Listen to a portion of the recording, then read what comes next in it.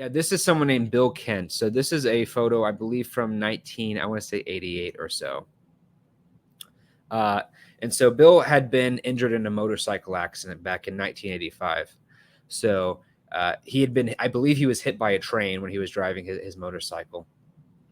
And he ended up being a paraplegic. So he was unable to move his legs. He was paralyzed on his left side with his left arm, and his optic nerve uh, was also severed. So I believe he was blind in one eye as well.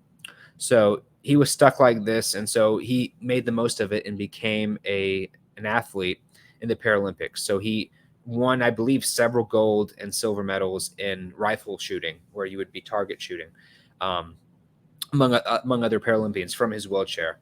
So he did this in Seoul in South Korea in 1988, and this is a newspaper that's reporting on it. And there's plenty of other records. If you just look up Bill Kent Paralympics, you can see the original. I believe even the Washington Post mentions it at the time from back in the 80s when this happened.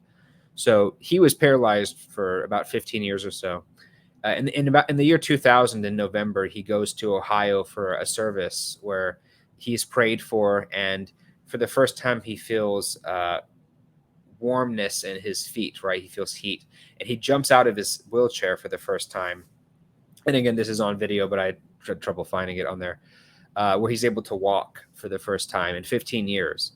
And it's a little stiff because your muscles naturally have atrophy when you haven't walked in well over a decade, and yet he's still able to move and do all this now. And so that's the last time he used the wheelchair. He was able to walk from that moment on, and when he was on other interviews, he would give his medical records, and he would name his doctors, Dr. Arthur Horn and Dr. Dino Delaportis, who were around Hagerstown, Maryland, which is his hometown. And he would give quotes from them and so forth. And there's other newspapers afterwards of him. He became a police officer after this, or at least I think it was a chaplain for the police, or some kind of squad car, where he would do this, and you can see pictures of him, walking and doing all that stuff. So it's pretty verifiable that he was sick prior to that. You can look at all his athletic achievements prior to that. There's video of him getting up and walking for the first time, and there's records including doctor's records mentioning him being able to walk perfectly fine after that. Now, when you have serious paraplegia, people sometimes can get temporarily paralyzed where they can walk it off and it can wear off after a few months or so with rehabilitation, right? But you don't have people who are quadriplegics for well over a decade suddenly getting the ability to walk again instantaneously, right? Especially without any kind of rehab or any rehabilitation or treatment, which he did not have in this case. So you do have a pretty good case, I would say, in this situation where Bill was really paralyzed and was able to walk again after being prayed for and was certifiably walking. Now, the ironic thing is that when he was a police officer in 2010, so a decade after he was healed, he actually got injured a second time because a car hit him while he was doing, I forget if it was traffic or something with his job.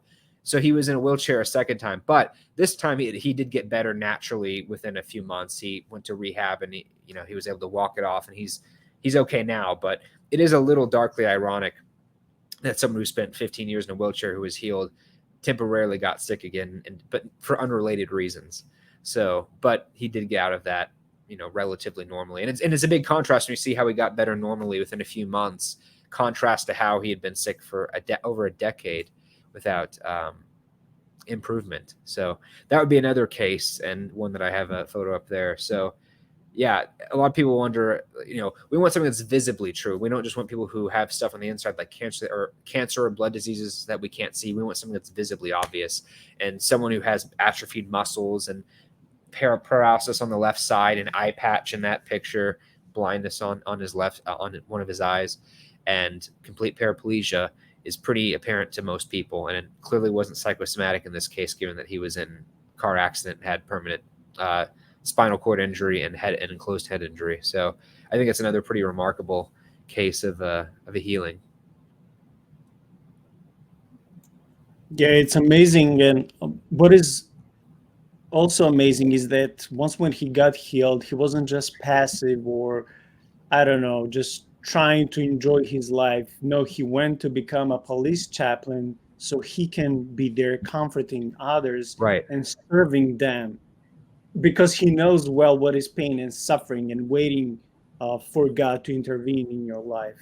So I love that aspect as the final layer of this beautiful story of healing. But then when you're healed, you go and serve and tell others. Just the gospel story, like when Jesus was healing, people, and they will go and tell others, like, "Hey, look what this guy just did for me." So it's just amazing.